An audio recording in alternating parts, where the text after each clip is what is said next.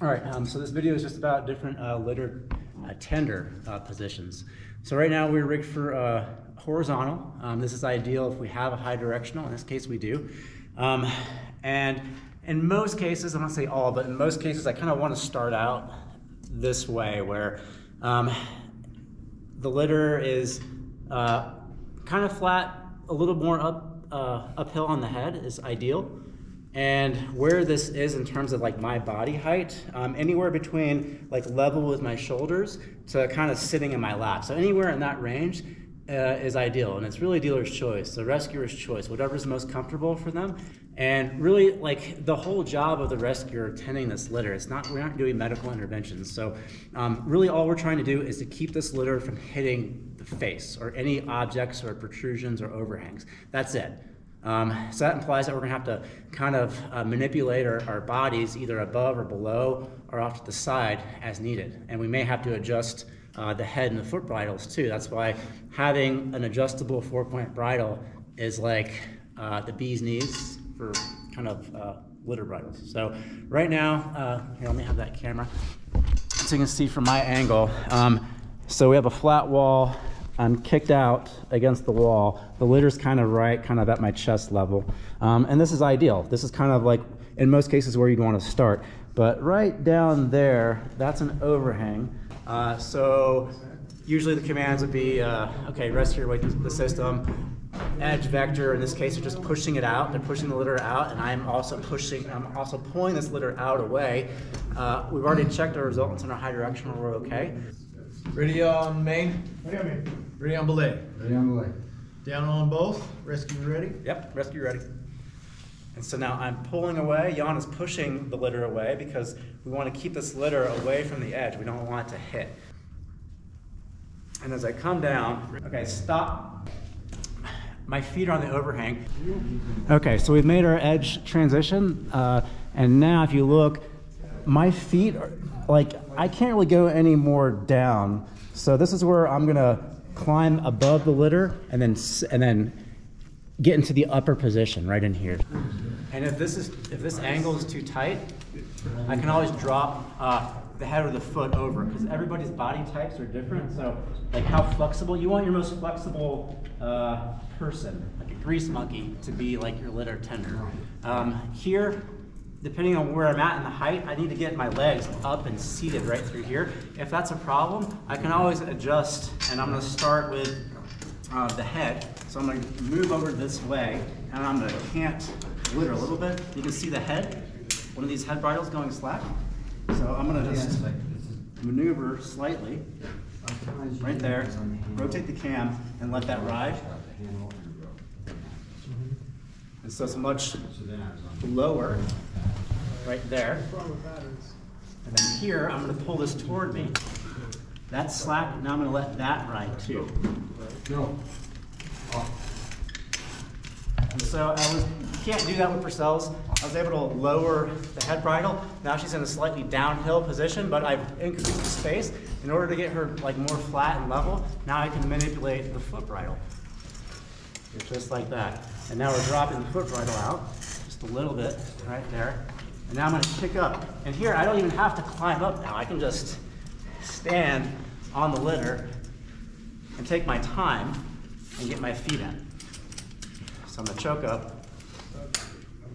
And it's ideal if you can avoid stepping on your patient. That's ideal.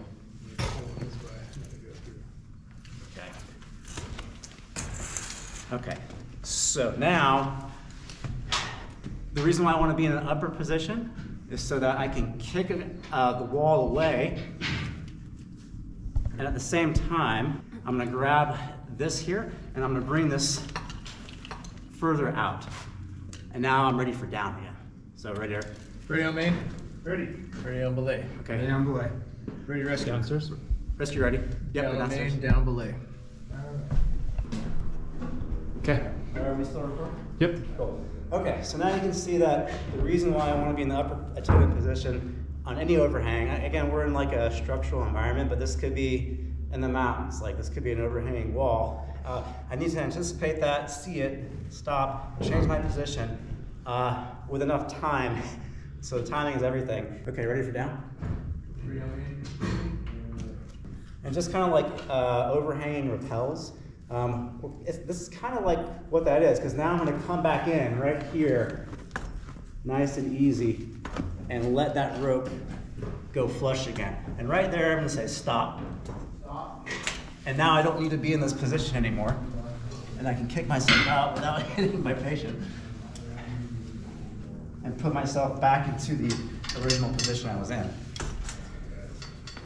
And the bridle here, the profile is tall. I can leave it this way. As long as I have an adjustable AZTEK, I can get back to where this rail is kind of at chest height, or I can kind of finagle it and try to get it back to where it's low profile. So again, with these connect adjusts, I can do that pretty easily. Can't really do it very well with the Purcells.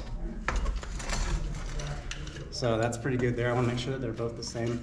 And I'm going to readdress here. Okay, so now I'm shortening my bridle back up again. So right there, we're in slightly head up position. I'm in a more favorable position to manage the litter. And I'm going to lower myself and my AZTEK just a little bit. Okay, and I'm going to rotate. And so now you see that I'm kind of back in that nice tender position for features or terrain features that are no longer overhung.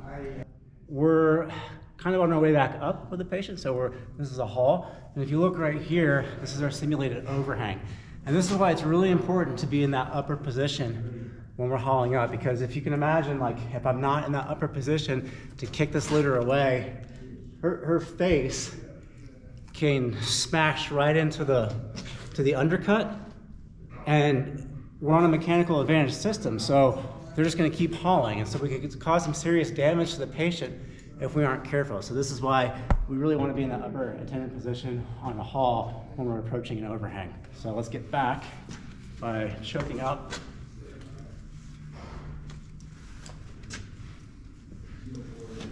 As high as I can go.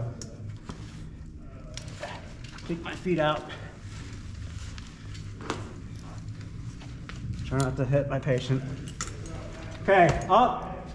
Ready on main. Ready on belay.